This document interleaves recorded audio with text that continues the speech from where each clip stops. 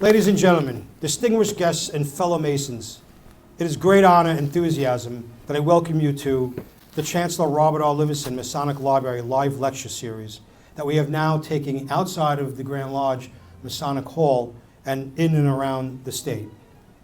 This esteemed institution, steeped in rich traditions of Freemasonry, has been a beacon of knowledge, enlightenment, and fraternity for nearly 175 years.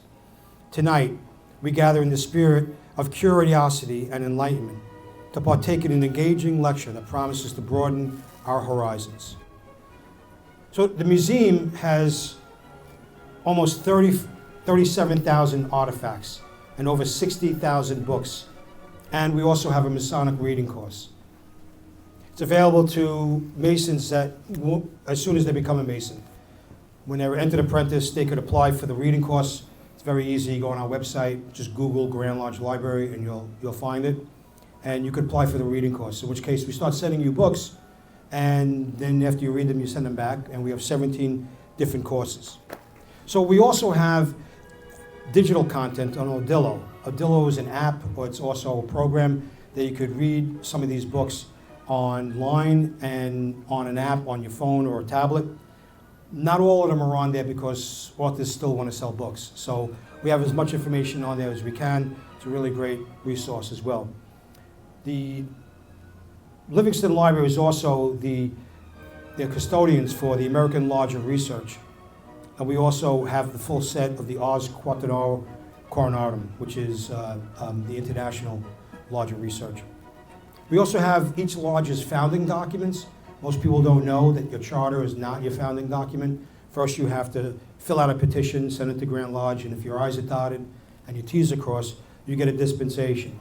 And after you're functioning for a while at the very next Grand Lodge, there's a motion to honor you as a lodge, in which case you have to return your dispensation while you're receiving your charter. And so the founding documents, the petitions, and the dispensations for each lodge are actually with the library in the back. I can't bring them out, but I usually make high-res facsimiles of them to show the lodges their history. So if anyone ever wants a library lecture to go more in detail about it, I promise you a very exciting and passionate lecture. Not usually following the term library, but I promise you.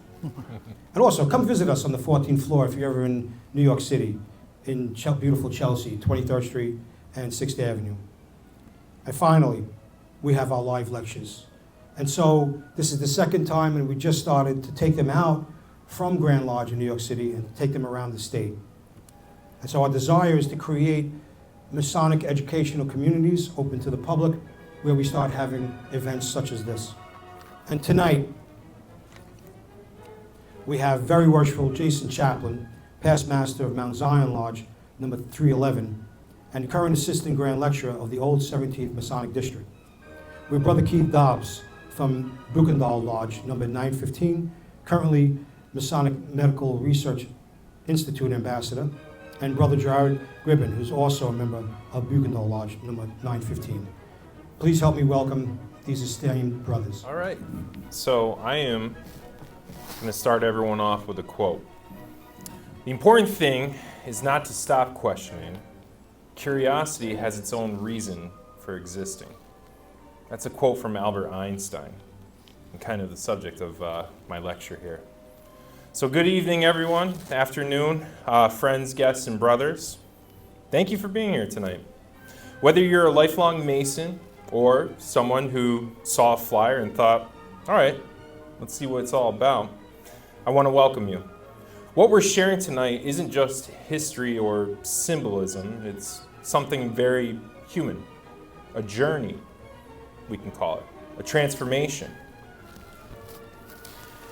And like all great journeys, mine started with a question. And it wasn't, how do I join Freemasonry? That came a bit later.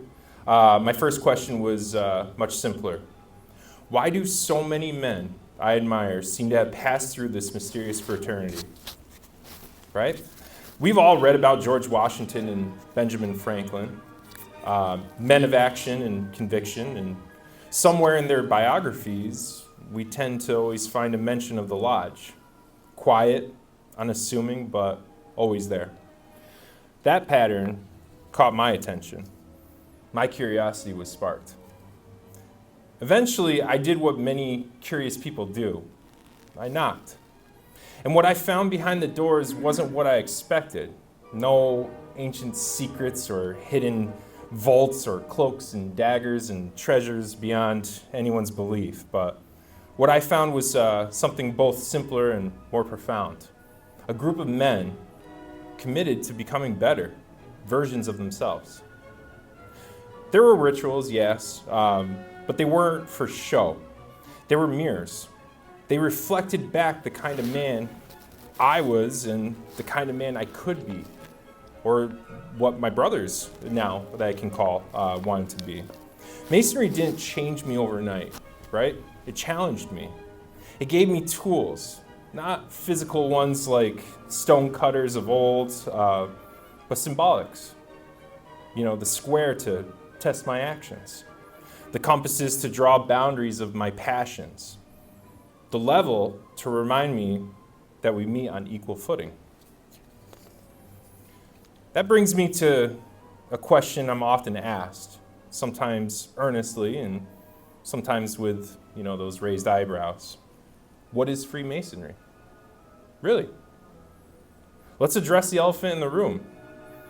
We've all seen those YouTube videos, the Reddit threads, the late night exposés claiming we run the world, summon spirits, and hold some secret global power. Let's be clear, we don't. Freemasonry is not a religion, a cult, or a shadow government. No, we don't worship owls or control the price of gas. What we do is far more radical in today's world. We sit together, we listen, we learn, and we serve. We challenge each other to be honest, humble, charitable, and thoughtful, not just when someone's watching, but especially when they're not. Freemasonry is a space where men from all walks of life, different faiths, races, and political beliefs come together and agree on something deeper. That character is what matters. The improvement is a lifelong pursuit, something you can't get done in a night. And that brotherhood we all cherish as something very sacred. For me personally, this journey gave me perspective. It showed me that silence isn't emptiness. It's space for reflection. It taught me that symbols aren't meaningless. They're reminders. And it reminded me that being a good man isn't a destination. It's daily work. But this isn't just about individuals. If you look quietly at the impact of Freemasonry in our communities, you'll find things like scholarships for students who will never set foot in a lodge, support for veterans, orphans, and the vulnerable, blood drives, disaster relief, mentorship programs, and service projects, so on and so on. And above all, an unspoken ethos. If you can help, you do it. We don't do it for recognition. We do it because that's what we are. We're Masons. But where did this all begin? This idea that men should work on themselves as carefully as the great cathedrals were once built didn't come out of nowhere. It has roots in the working tools of real stone masons, in the labor and craft of men who shaped the physical world before they shaped the moral one. And so now, to understand the origins of this remarkable transformation from operative builders to speculative thinkers, I'll pass the square and compasses to my brother, Jason, who will guide us through the history and meaning behind this transition. Thank you all for letting me share a piece of my journey, and I hope it sparks something in you, maybe even a question, because that's how all great journeys begin. Thank you, everybody, again, for coming out. Thank you, Brother Dobbs. That was great. This will be a very basic overview, but the transition from operative to speculative masonry, that is what we're going to delve into today, and it was a significant transition, as you'll see. Operative masonry was rooted in the medieval stonemason guilds. Okay, it's working. Operative masonry was rooted in the medieval stonemason guilds. and transition to speculative masonry, which is what we practice today. This journey highlights the evolution of our craft from practical building to moral and philosophical development.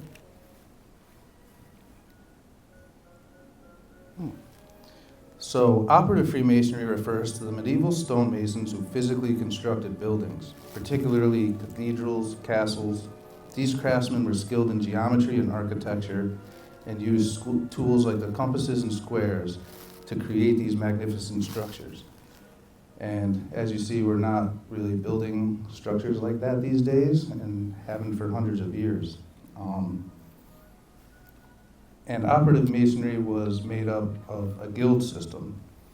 They organized themselves into these guilds, which were professional associations that regulated the trade, provided training, and assured quality work. Members progressed through the ranks from apprentices to journeymen and finally to master masons.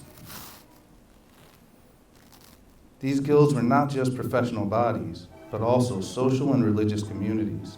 They provided support to their members in times of need and maintained high standards of craftsmanship. These guilds also played a crucial role in local economy and society, contributing to the construction of iconic Gothic cathedrals and other significant structures. We started to see a transition around the 15th century.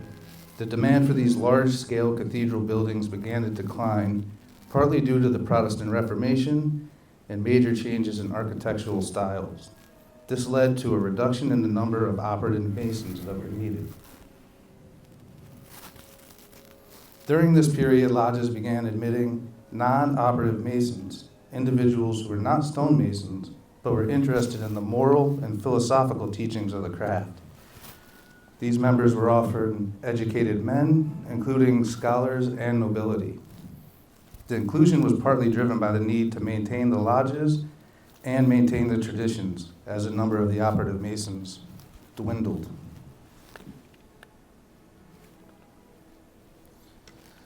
Speculative Freemasonry emerged as the focus shifted from the physical construction of the buildings to the symbolic and moral construction of character.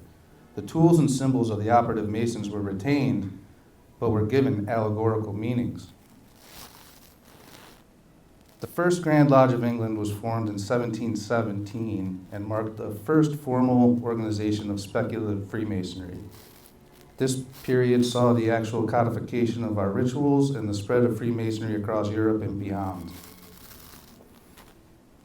Speculative Freemasonry incorporated Enlightenment ideals, emphasizing reason, ethics, and the pursuit of knowledge. The rituals and symbols were designed to teach moral lessons and encourage self-improvement. Key difference between operative and speculative is operative Freemasonry was concerned with the practical skills of building, while speculative Freemasonry, we used the tools and language of the stonemasons to teach moral and ethical lessons. Operative lodges were composed of working stonemasons, whereas speculative lodges include members from various professions united by a common interest in personal development and brotherhood. While operative masons use tools like square and compasses for building, speculative masons use these tools as symbols to impart moral teachings. For example, Brother Dobb mentioned the square and compasses. The square symbolizes morality. The compasses represent the boundaries of acceptable behavior.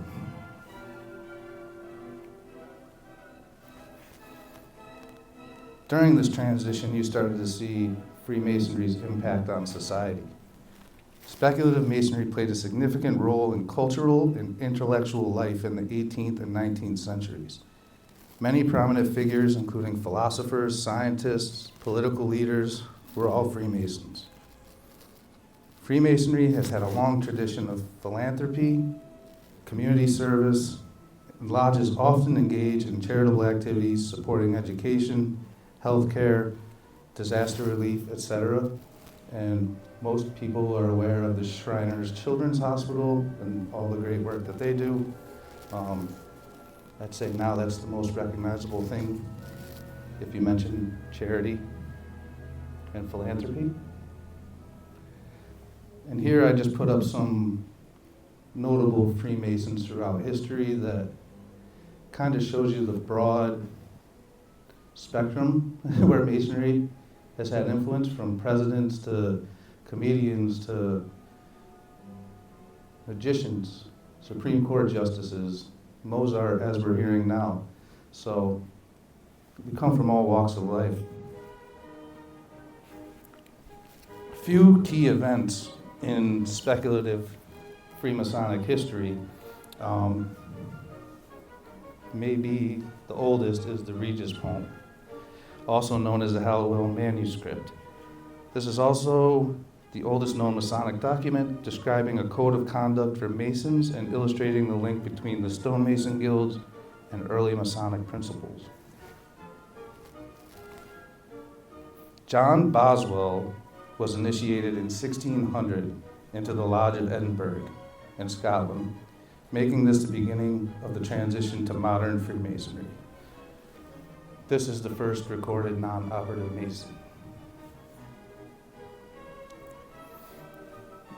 Here we have Elias Ashmole, and records indicate that he had his initiation into a Masonic lodge in Warrington, England. His detailed diary entry in 1646 is one of the earliest known records of a speculative Mason.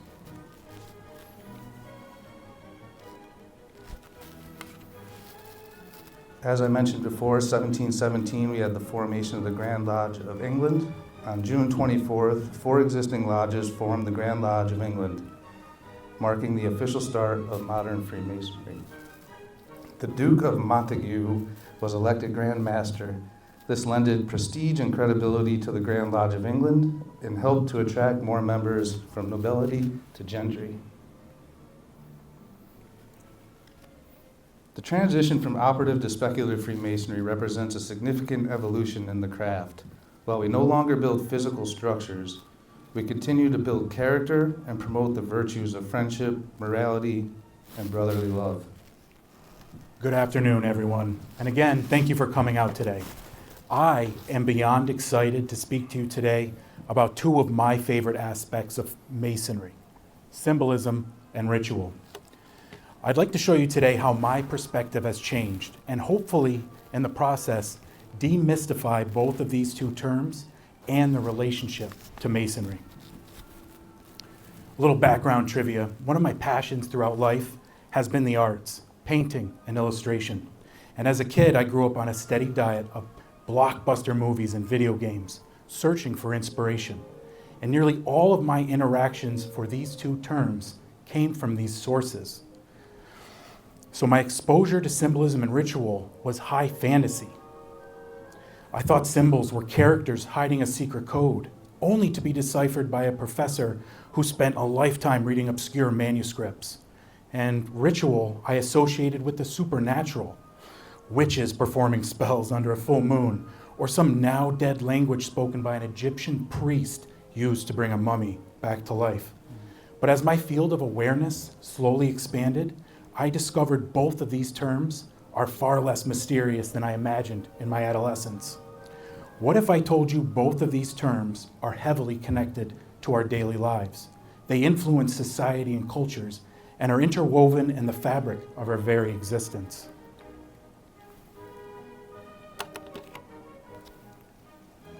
Symbolism. What exactly is a symbol? A symbol is a sign, shape, or object used to represent a concept, idea, or message. Additionally, it can be an object or image that represents or stands for something else, in particular, a material object representing something abstract. According to these definitions, we interact with symbols every day of our lives. From transportation and logistics, to currency, science, religion, business and occupation. We even communicate our emotions on our phones using emojis. There are 3 main types of symbols I would like to talk about today. The first is the character. Can anybody here tell me what the sign means? Exactly. So without any words, we know, we have directions. We also have the object. What about this one? Can anyone tell me what this is? Barber.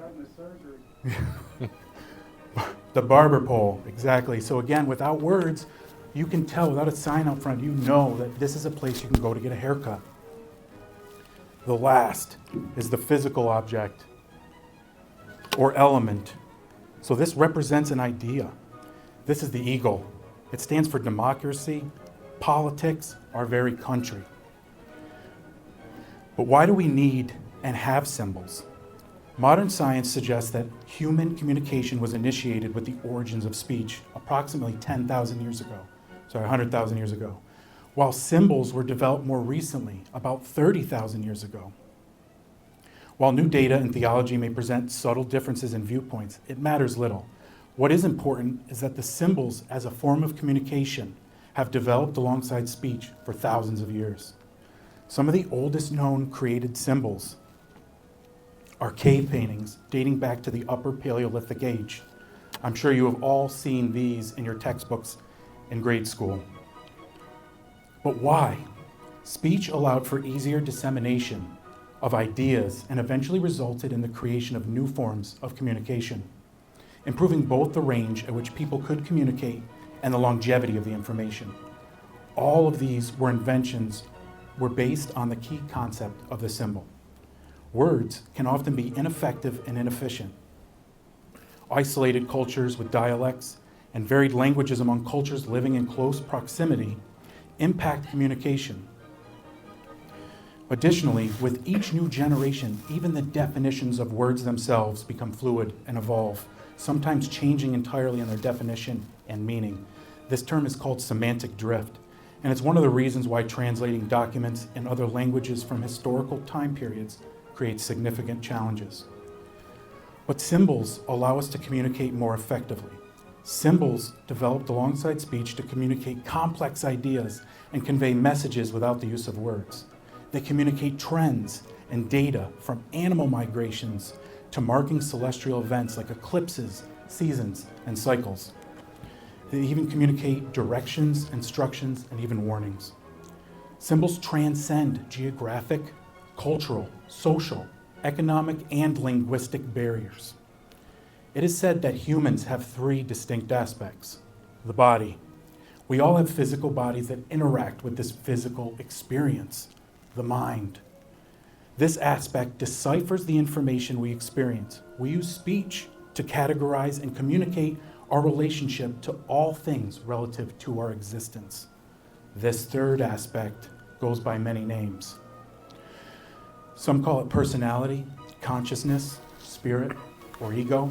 I prefer to call it heart. It's our collection of unique experiences, and it is this third aspect that symbols speak to. Every human has a heart and has the ability to decipher the meaning of symbols individually without the use of words. Now, Freemasonry is often described as a symbol of morality, veiled in allegory and illustrated by symbols. Freemasonry uses symbols to impress allegories of an upright moral living to the individual. Now, Masonry has a plethora of symbols, but today I would like to discuss two with you. We've touched a little bit on the square and compass, but I'd like to dive further. The compass, found at the top, creates a circle, a symbol of the heavens and the divine. The square at the bottom is a symbol of man, right action, and matter. It can represent polarity, duality, creativity, logic, and reason. Individually, we may lack perspective, but when these two symbols come together, we get balance. Symbolic not only of the craft itself, but of the individual Mason.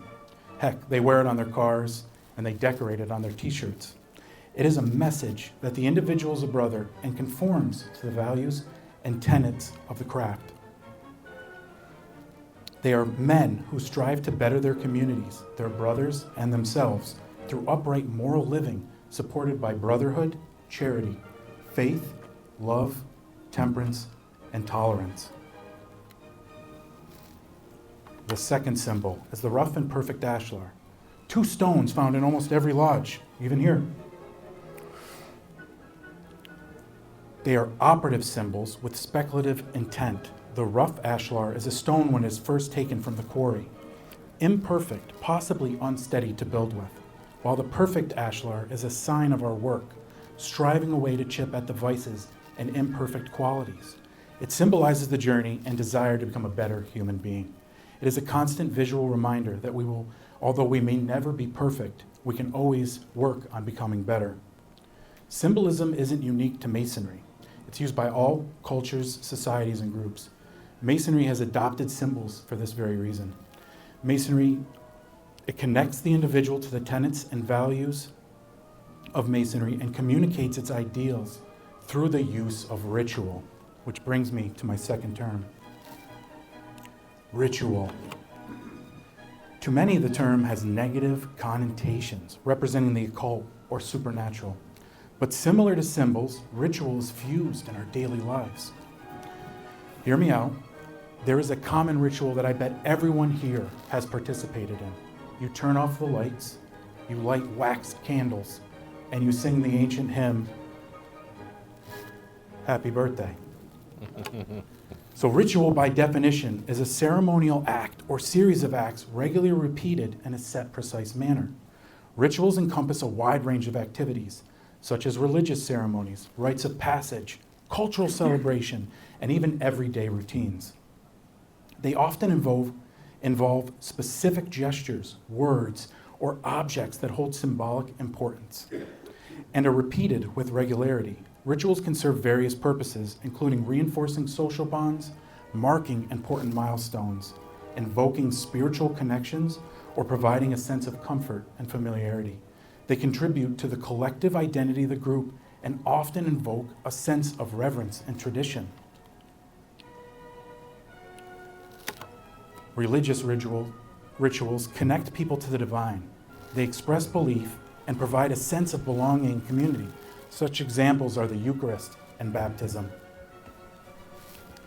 We have cultural rituals. Rituals preserve and transmit cultural traditions, customs, and values. They create a shared experience and foster a sense of identity, like the Maori Haka. We have social rituals that establish social norms, maintain order, and facilitate transitions between different stages of our lives, such as New Year's, weddings, funerals, and birthdays. We also have therapeutic.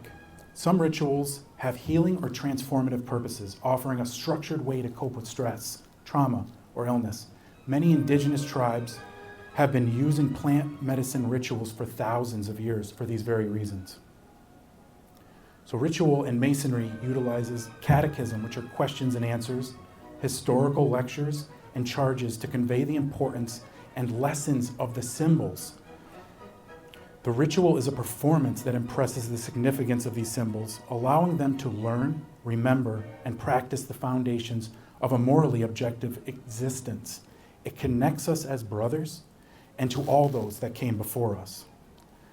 Symbolism and ritual isn't just localized to the Freemason. It's utilized by all cultures, societies, and groups. For the last 2 years, I have been actively participating in the Chancellor R. Livingston Library, without which I would have not had the exposure or appreciation for the symbols that I have today. My hope is that the next time you hear about symbols or ritual from any culture or society, that you don't immediately judge or discriminate, but research and investigate. And hopefully, rather than making a biased assumption, you too can understand the significance with your heart. Thank you.